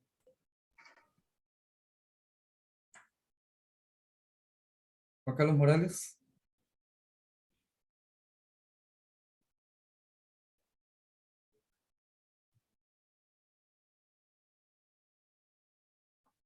Juan Carlos, tienes que abrir tu micrófono. ¿Ahora sí? Ahí sí. Sí, Sí. Hola, buenos días. Bueno, yo estoy al otro lado del joven que hablaba recién. Para nosotros los empresarios, primero está la seguridad y después la productividad de todos los trabajadores. Pero resulta que a veces, tanto los jefes de obra como los constructores civiles, en realidad dicen exactamente lo que decían delante. O sea, ellos dicen que tienen mucha pega, ¿ya? Y no es responsabilidad de ellos, especialmente los jefes de obra, andar cuidando a los trabajadores. Por otro lado, los trabajadores también no respetan las instrucciones que le dan sus jefes. Ahora, yo sé que la responsabilidad última es del empleador, pero lo que yo quiero quedar en claro en esto, y que mis constructores y mis jefes de obra de nuestra empresa están escuchando en este momento, que la responsabilidad de nosotros los empresarios, todos tenemos seguros, ¿verdad? Ellos no. Entonces yo quiero que es bueno que ustedes hayan aclarado que la responsabilidad no solamente del empresario, sino también de ellos, que son trabajadores, que son constructores civiles, que son capataces, que son jefes de obra. Por eso me pareció muy bien, en realidad, ya este tema, y me gustaría que eso lo recalcara a usted, porque creo que esto se está grabando también para yo traspasarlo a mis trabajadores. La falta y el problema grande que tenemos nuestros trabajadores de la construcción es que son muy porfiados, ¿ya? Y no usan los materiales porque les molesta. Entonces, nosotros como empresa, Varena, hemos entregado amonestaciones, pero los trabajadores saben que les podemos llenar de amonestaciones y no sé cuándo, hasta qué paso eso es causal de despido. Yo tengo entendido que, no sé, lo he preguntado en la inspección, lo he preguntado a los abogados y nadie me puede dar una respuesta. O sea, un trabajador puede tener 3 amonestaciones, 10 amonestaciones, ¿cuándo puede ser causal de despido? sí. Muchas gracias, Juan Carlos, por tu pregunta y por tu intervención. Por supuesto que aquí no desconocemos la responsabilidad que tiene el empleador, que es conocida por todos, pero tenemos que tener presente, y por eso lo hemos señalado y por eso pusimos el foco hoy, que las jefaturas tienen responsabilidades, que es responsabilidad penal. O sea, aquí no hay seguro que valga, no hay ningún seguro que cubra la responsabilidad penal frente a las consecuencias de accidentes graves o con resultado de muerte cuando hay incumplimiento del reglamento de seguridad laboral. Entonces recalcamos cuál es la oportunidad que tenemos como jefatura para no tener responsabilidad penal, es cumplir con los reglamentos. Eso no hay duda, hay que cumplir y hacer cumplir, y ojalá tener registros por lo menos de lo más relevante, de lo más acucioso. En cuanto a tu pregunta final, tal como tú mismo has advertido, nadie te puede indicar, mira, con 3 amonestaciones y reinstrucciones estás del otro lado y tú puedes despedir al trabajador con causa, porque esa sería una causa, decir que hubo un incumplimiento grave de las obligaciones que impone el contrato, porque como sabemos, esto implica que el trabajador se queda sin derecho a indemnización, y seguramente esto se va a controvertir en sede laboral y esto va a llegar a un tribunal laboral.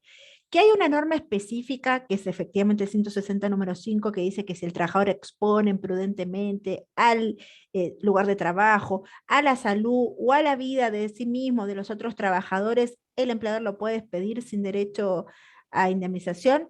Existe esa norma. Ahora, de aquí, cuando esto se controvierte en un ámbito de tribunales, dependemos de la interpretación que haga el tribunal.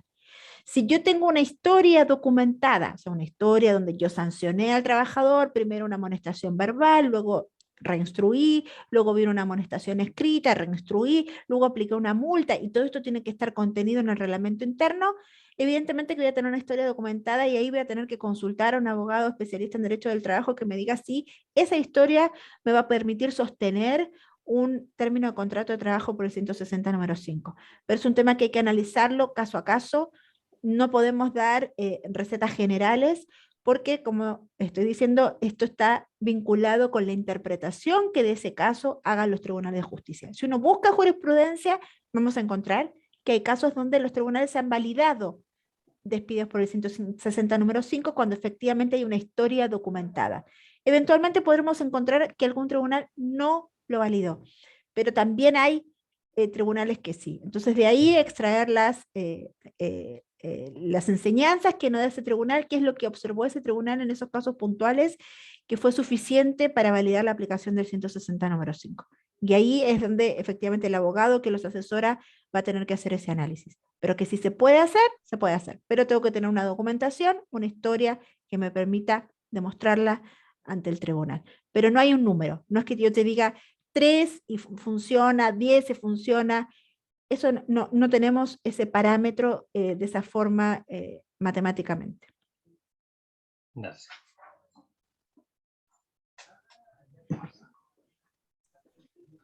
Aquí hay una consulta en el chat, dice, ¿qué ocurre cuando en el programa personalizado de línea de supervisores durante un periodo de tiempo se alcanza cumplimiento sobre 85-90% y repentinamente bajan a 50%? ¿Esos son hechos agravantes ante un accidente?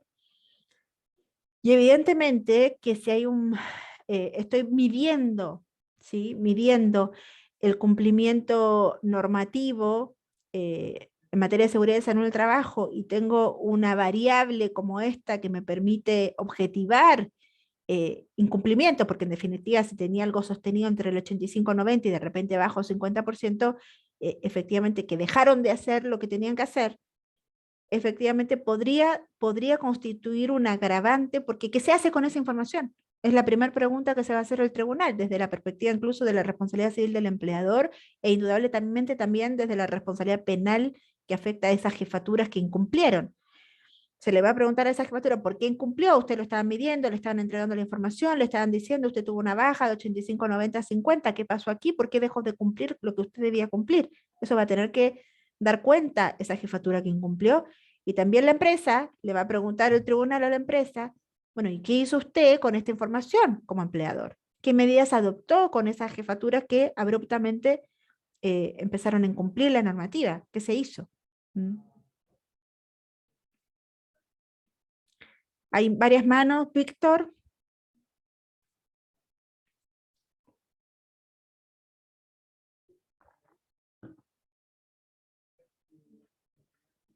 Por favor, habilitar los micrófonos para poder hacer las consultas. Ahí lo bajó, Priscila. Priscila, cierres tu micrófono y haces la consulta directamente. Y si tienes dificultad con el micrófono, a través del chat también es posible.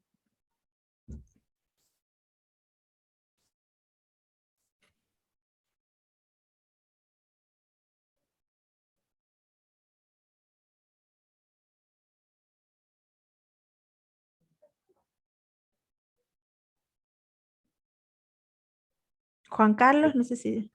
Juan Carlos ya consultó, Cecilia. Ya.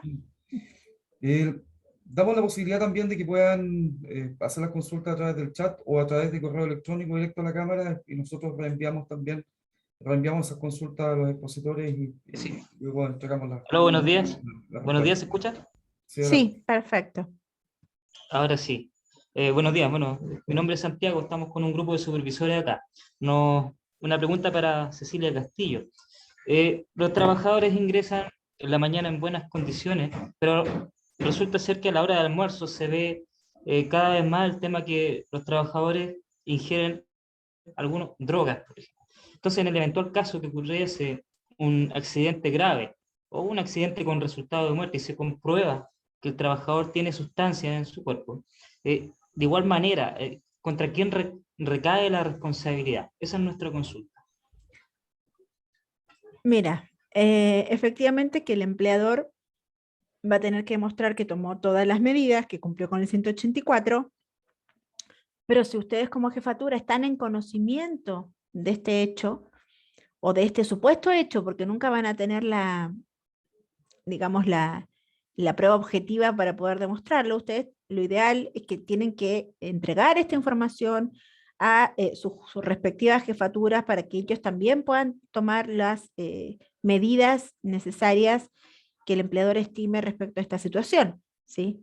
Porque efectivamente hay un riesgo grande, sobre todo si hacen trabajo en altura, sobre todo si utilizan alguna maquinaria, que si el trabajador no está con todas las condiciones con las que debiera estar para poder administrar estos temas, efectivamente pudieran haber accidentes graves o con resultado de muerte incluso.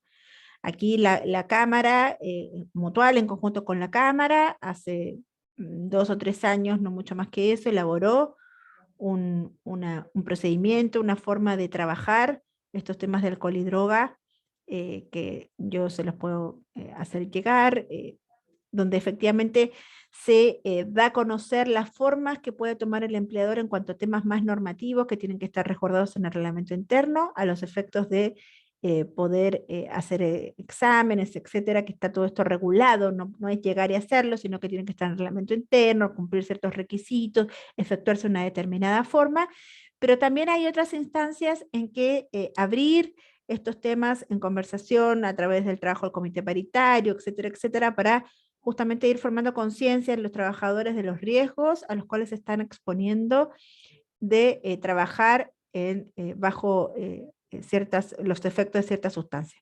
Entonces yo creo que ahí lo que tiene que hacer esta jefatura, si sabe, está en conocimiento, que sea un conocimiento que no puede decir quién, cómo, cuándo, pero que sabe más o menos que esto ocurre en los horarios de colación, etcétera, etcétera, bueno, entregar esta información a las jefaturas para que ellos puedan tomar las decisiones que competen cada una de las situaciones. ¿Mm?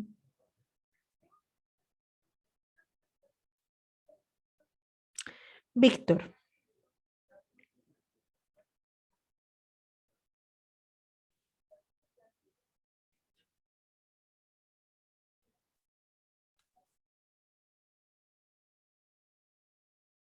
Tienes.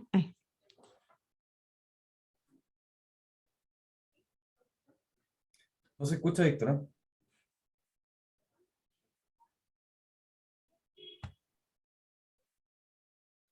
Nicolás Moreira. Bueno, buenos días. Esta pregunta va dirigida para Cecilia Castillo. Cuando hay conductas reiterativas dentro de un proyecto por consumo de alcohol y drogas, ¿es motivo de causal de despido inmediato? Mira, el tema del despido es algo que el empleador debe hacerse asesorar con su abogado asesor laboral. Va a depender qué situación puntual, pero no es por el hecho mismo de estar bajo los efectos del alcohol o droga, sino por la consecuencia puntual que pudiera haber generado una situación concreta, ¿sí? En cuanto al riesgo que está imponiendo por este hecho a sí mismo o a sus compañeros de trabajo, en el que efectivamente se podría aplicar el 160 número 5 o el número 7, que es el incumplimiento grave de las obligaciones que impone el contrato. Pero cada situación tiene que ser analizada en su mérito, no por el solo hecho de que el trabajador esté con consumo de droga o alcohol, puedo despedirlo sin derecho a indemnización, sino que voy a tener que ver si se construye la situación que prevé el Código del Trabajo, que es exponer las instalaciones o exponer la salud o la vida de los otros trabajadores. No por el solo hecho que el trabajador esté bajo el consumo de estas sustancias se puede despedir por estas causales. ¿Sí? El abogado de la empresa tendrá que evaluar si se puede despedir por otras causales o cuáles van a ser las medidas que va a tomar el empleador respecto a esta situación, qué es lo que se hizo antes, se aplicó al reglamento interno en cuanto a la revisión de los test para este grupo de trabajadores o no. Bueno, todo eso va a haber que analizarlo, ¿sí? Pero no es llegar y decir, por el solo hecho que estaban bajo consumo de droga, puedo aplicar el 160 número 5 o número 7, sino que tengo que ver si efectivamente se dan los supuestos que la norma exige para este asunto.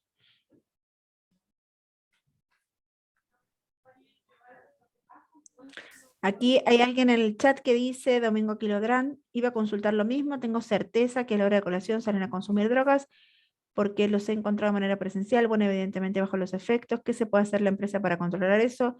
Es motivo de despido inmediato, hay que mantener al trabajador de igual forma en la empresa, se pueden tomar test de droga.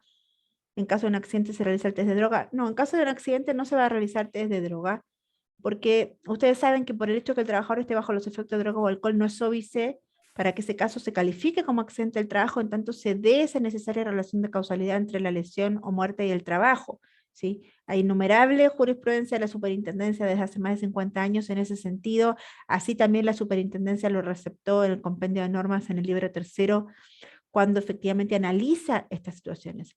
Sí, el empleador va a poder tomar test de control de alcohol y drogas siempre que lo haga en el contexto de lo que dispone su propio reglamento interno que a su vez tiene que considerar las instrucciones que emitió la Dirección del Trabajo para estos efectos, que tiene que hacerse un juicio de proporcionalidad, que tienen que ser controles aleatorios, no puede estar dirigido a una única persona.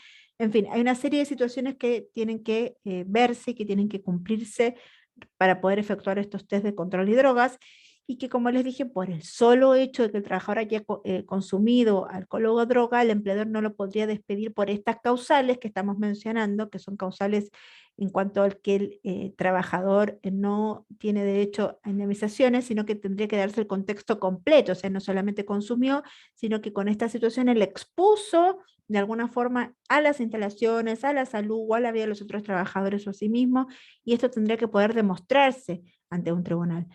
Y aquí hay que tener presente que con la información que ustedes están poniendo, por ejemplo, en esta consulta de chat, lo que tenemos son hechos subjetivos. Yo estoy asumiendo que el trabajador aparentemente habría consumido en horario de colación porque encuentro que cuando vuelve están bajo estos efectos. Pero no necesariamente eso pudiera ser así, o tal vez sí, pero tal vez podría ser que consumió un medicamento recetado por un médico que le provoca alguna situación y que eventualmente se pueda confundir. Por eso es que no podemos ser categóricos en estas situaciones, tenemos que cuidar el vocabulario y tenemos que hablar siempre en no asumiendo que estos hechos son así, sino diciendo que tal vez el trabajador no está con las condiciones necesarias para poder enfrentar la jornada de la tarde para esta actividad específica que requiere que esté con todas sus luces, y que tal vez esa actividad la tiene que realizar otro trabajador, ¿sí? Y si tengo receptado en el reglamento interno los test y puedo hacer el test, bueno, poder hacerlo. Todo eso tengo que considerar. Aquí es fundamental la asesoría que cuente la empresa con su abogado, la asesoría que también a través de la Cámara le den en cuanto a este documento que se efectuó, como les dije, fue un poco antes de la pandemia, pero está plenamente vigente. Todo lo que allí se señala está absolutamente vigente.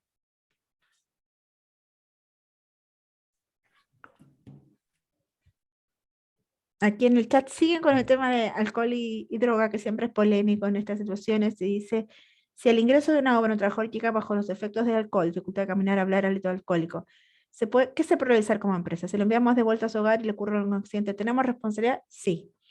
¿O cómo se podría proceder en este caso? Evidentemente que lo que tengo que hacer es no permitir que el trabajador labore en esa condición. No voy a decir que el trabajador está bajo los efectos del alcohol porque es algo que no puedo probar en ese minuto. Hola, María, porque no tengo un examen que me permita objetivizar ese consumo, sino que lo que voy a decir es que el trabajador, ¿qué es lo que yo estoy evidenciando? Puedo decir el trabajador tiene dificultad de hablar, el trabajador tiene dificultad de caminar, y que presentaría un hálito que podría ser compatible con alcohol, porque puede haber otras situaciones que pudieran ocurrir y desde ahí la jefatura evidentemente no le va a permitir ejecutar las labores, lo va a apartar, le va a tratar de dar un café, ver si lo puede, pero no lo puede devolver a la calle, porque si la jefatura está evidenciando que ese trabajador no puede laborar, no lo puedo poner en la vía pública solo porque cualquier cosa que le pase, evidentemente que sí va a tener responsabilidad el empleador, porque de alguna forma lo está, sabiendo que el trabajador no estaba en condiciones, lo está exponiendo a los riesgos de lo que puede implicar un accidente en la vía pública. Entonces, o espera que el trabajador se recupere y luego lo sanciona, etcétera, lo que corresponde de acuerdo al reglamento interno, o llama a la familia para ver si alguien lo puede ir a buscar, etcétera, etcétera, y si no ocurre ni lo uno ni lo otro, tendrá que llevarlo hasta el lugar donde el trabajador diga que es su domicilio, pero no lo puede dejar en esas condiciones en la vía pública por esta situación que les estoy comentando. ¿Qué otra pregunta decía?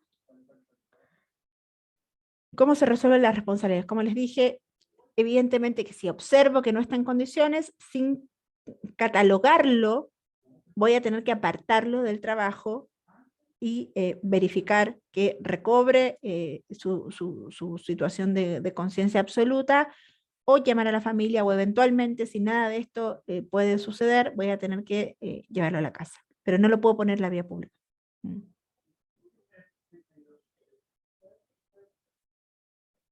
No sé si hay alguna otra pregunta, consulta.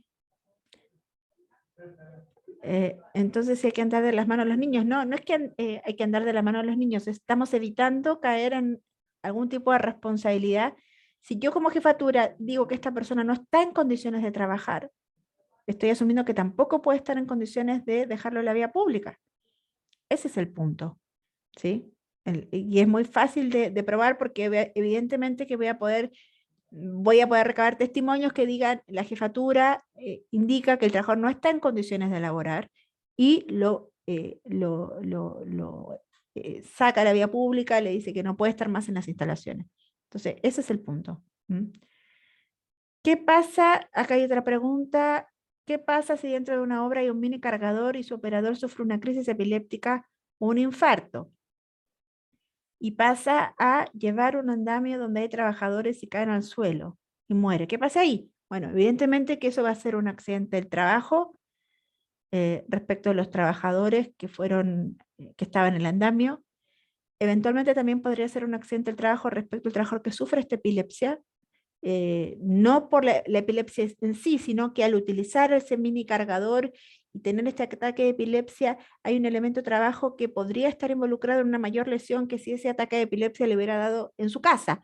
Entonces, esa mayor lesión vinculada al elemento de trabajo se podría considerar un accidente del trabajo. ¿Qué responsabilidades, tú me dices, podrían caber ahí desde la perspectiva más de tribunales de justicia?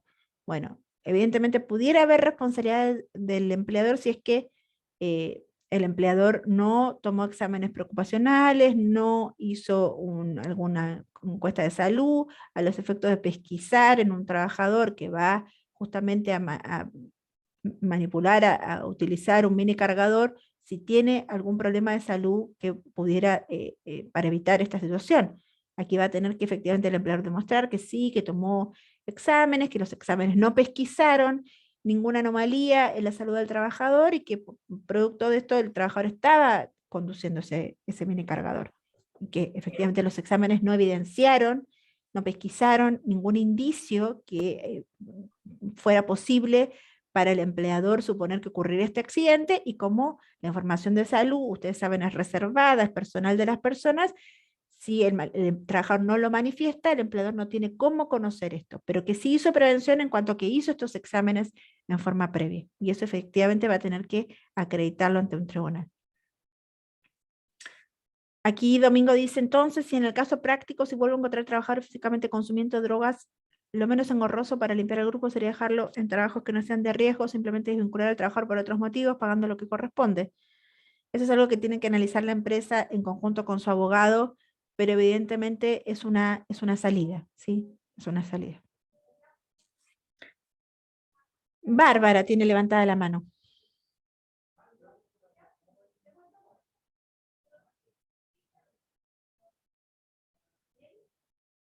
Bárbara tiene que habilitar el micrófono.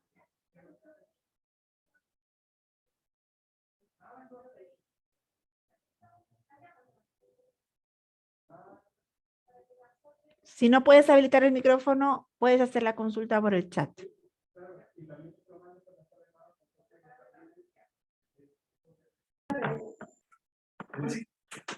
¿Se escucha? Perfecto.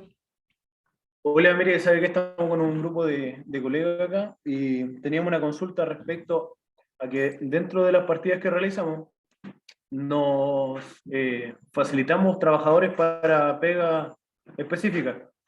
¿Y qué ocurriría si es que el supervisor directo facilita a un trabajador para otro tipo de faena con otro supervisor y le llega a ocurrir un accidente fatal? En ese caso, ¿cómo se puede saber quién podría ser el responsable de ese tipo de trabajo? Porque obviamente se va a ir a investigación, pero como el compañero que habló anteriormente, es todo un tema de palabra. En esos casos, ¿qué ocurriría? ¿Seguiría siendo responsable el supervisor directo o la persona que tomó a cargo a ese trabajador? Bueno, primero tendría que verificarse si estas prácticas que tú me dices son prácticas que están, que están previstas en el contexto del trabajo que ustedes están señalando. O sea, son prácticas que efectivamente están, no solamente que están previstas, que tienen alguna regulación interna por parte de la empresa, si esa regulación se cumple, si cuando le piden a un trabajador, a un supervisor, ese supervisor hace un análisis respecto a qué trabajo le va a encomendar el otro supervisor y saber si ese trabajador reúne las competencias, si tiene los CPP, si le advirtieron los riesgos laborales, y también el supervisor que va, digamos, el supervisor transitorio, por así decirlo, para ese trabajo puntual, si a ese trabajador también le advierte los riesgos laborales, le dice cuáles son los elementos de seguridad, si sabe cómo utilizarlos, si tiene claro cómo tiene que mitigar los riesgos. Eso lo va a tener que hacer. Y lo ideal es que lo hagan ambos supervisores, ¿sí? Y efectivamente si se verifica que alguno de los supervisores no lo hizo, podría, y sufre un accidente grave con resultado de muerte, eventualmente podría existir algún tipo de responsabilidad. Por eso lo que daña no abunda, y en esta materia sobre todo, y aquí ambos supervisores debieran advertir ese riesgo al que se va a exponer el trabajador, ver que tenga los CPP, ver que tenga la instrucción necesaria para poder ejecutar esa labor, y efectivamente ver que todo esto se cumpla. ¿Eso sería mediante igual un papel escrito? Como, no sé, una ST o algún... O Sí, puede ser un ST, puede ser algo verbal y luego... Lo ideal es lo escrito, porque evidentemente que lo escrito nos resuelve el tema de la prueba, porque si no el tema de la prueba se circunscribe al testimonio, y el testimonio puede ser, digamos, controvertido con otros testimonios que digan, por ejemplo, no, ese supervisor nunca verificaba nada, nunca advertía ningún riesgo, nunca hacía nada, este tema de la seguridad para él no era tema. Entonces, evidentemente que si es por escrito, siempre va a ser más claro para el tema de la eventual prueba ante una eventual situación que ocurra. Mire, lo otro que nos ha ocurrido bastante es que a veces cuando se ingresa un trabajador en administración queda a cargo de un supervisor, pero al ingresar trabaja con otro, participa con las charlas con esa persona, como que si solamente le hizo el ingreso. En ese caso, ¿qué prevalece? ¿Las charlas donde sale anotada la persona, el trabajador, o lo que tiene administración donde se genera el ingreso en caso de algún accidente? Mira, no me estoy dando cuenta bien lo que me estás preguntando. Un trabajador ingresa y ahí le hacen alguna charla de seguridad, luego se lo asignan a un supervisor y ese supervisor lo envía a realizar una tarea. ¿Eso es lo que tú me estás diciendo? Sí. Sí. Bueno, ese supervisor, a ver, una charla de seguridad que me imagino que es más general, y luego hay un supervisor que le asignan a ese trabajador y le va a asignar una tarea específica. Ese supervisor no puede desconocer que efectivamente va a tener que advertir riesgos laborales, verificar el uso de PP, verificar que sepa utilizar lo que se va a mitigar los riesgos. O sea, no puedo desentenderme por el solo hecho de que alguien me diga que tal vez le dieron o no le dieron una información al trabajador, si es que va a quedar bajo mi cargo, ¿sí? Voy a tener que efectivamente retomar por lo menos los temas claves donde sé que puede haber riesgo en la vida de salud del trabajador, donde puedo evidenciar que va a haber riesgo eventual de accidente grave o con resultado de muerte. Bueno, ahí me tengo que invertir, aunque sea 5 o 10 minutos, y hacer las verificaciones que correspondan. Ok, muchas gracias. Muy bien. Aquí hay una pregunta en el chat que dice, continuando. Primero Alberto dice,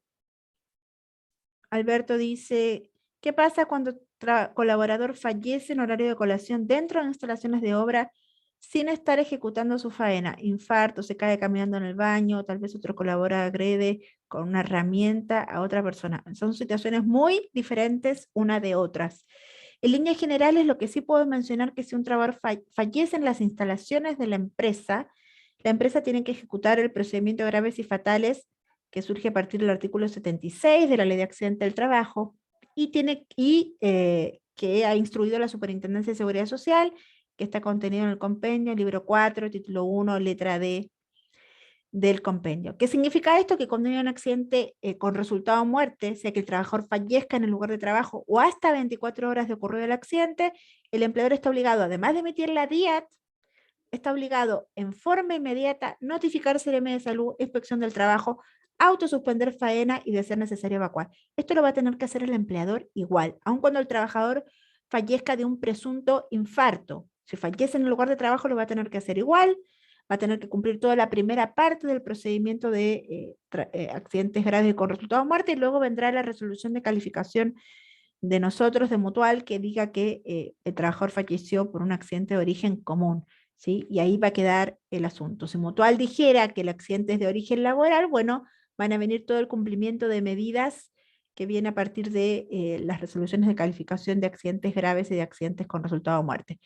Dice, en la situación que dice, tal vez otro colaborador agrede con una herramienta a otra persona. Eso es un accidente del trabajo en principio, ¿sí? Salvo que yo pudiera demostrar que hubo una riña, pero la agresión respecto del trabajador que sufre la agresión en un contexto laboral es un accidente del trabajo, salvo que se pueda demostrar la existencia de riña, que es cuando entre ambos se acometen sin poder distinguir quién dio inicio a la escalada de violencia.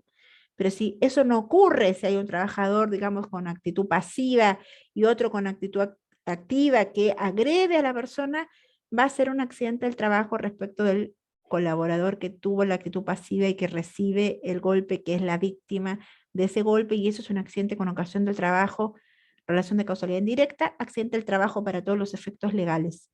¿Sí? La otra consulta dice, continuando con el tema de drogas y alcohol, ¿un trabajador puede negarse a la toma de alcoholes? Sí, el trabajador se puede negar a la toma de alcoholes.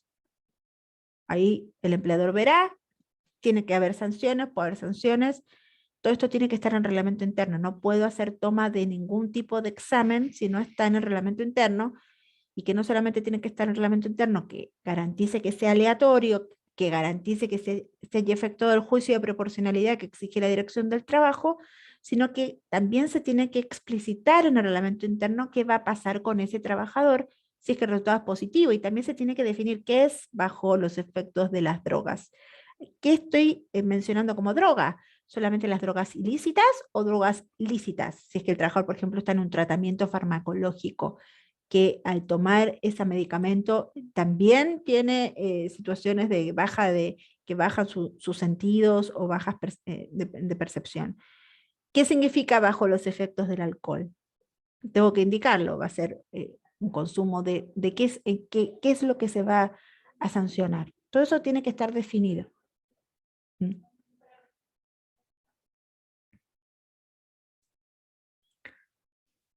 No sé si hay alguna otra consulta, pregunta.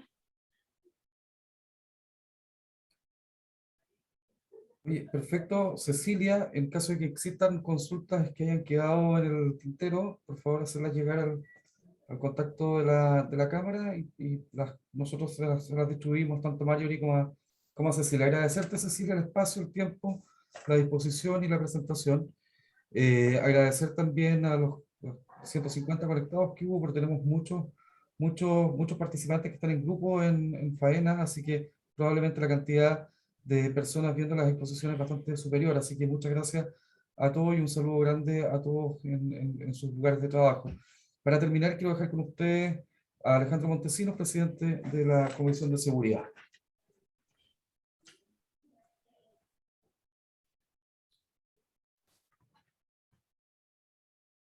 Javier, entiendo que Alejandro tenía que retirarse como a las 10, cerca de las 11. Perfecto. Sí, así que, bueno, yo aprovecho en nombre de la comisión igual, Javier, de agradecer, y la verdad que quedamos bien desafiados y contentos desde Mutual porque logramos una convocatoria PIT de 150 y lo bueno que fue, se mantuvo durante toda la actividad, así que nos hace destacar, digamos, que esta actividad es relevante para todos, el rol del supervisor es clave, así que yo creo que vamos a seguir profundizando estos temas porque creo que es donde desde el modelo cultura y desde los factores humanos y organizacionales podemos agregar mucho más valor. Así que un abrazo a todos y en nombre de la Comisión de Seguridad de la Cámara y en nombre de la Mutual, darles las gracias por la participación y decirles que sigamos cuidándonos, sigamos trabajando y cuenten con nosotros para seguir aportando en ello. Así que un abrazo a todos. Perfecto, pero estamos por cerrado entonces el webinar. Muchas gracias a todos y nos vemos en la próxima oportunidad.